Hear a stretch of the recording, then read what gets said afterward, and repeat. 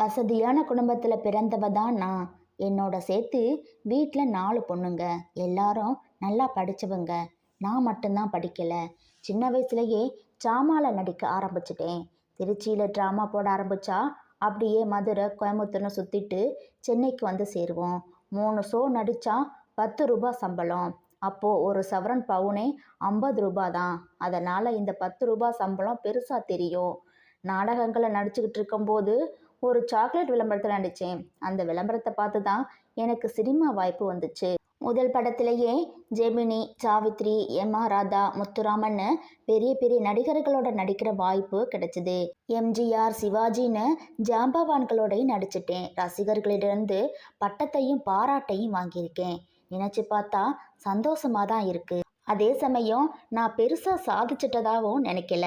இந்த உலகத்தில் உள்ள அத்தனை பேருமே கட்டுறது கைமண் அளவு தான். இன்னைக்கு ஒரு நடிகைக்கு கல்யாணம் ஆயிட்டா அதுக்கப்புறம் அம்மா, அக்கா கேரக்டரில் தான் நடிக்க முடியும்னு சொல்கிறாங்க. ஆனால் என்னோட முதல் படம் கற்பகம் ரிலீஸ் ஆன 2 வருஷங்கள்ல எனக்கு கல்யாணம் ஆயிடுச்சு.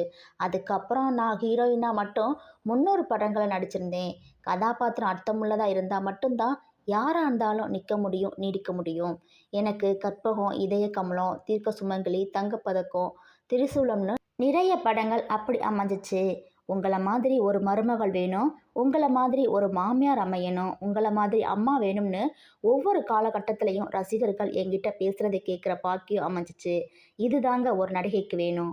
ரசிகர்கள் தன் வீட்டு பெண்ணா நம்மளை பார்க்கணும். அப்படி பார்த்துக்கிட்டா எல்லா வயசுலையும் ஹீரோயினாக நடிக்கலாம் அப்படின்னு கேஆர் விஜயா அம்மா பிரபல பத்திரிகை ஒன்றில் பேசியிருந்தாங்க.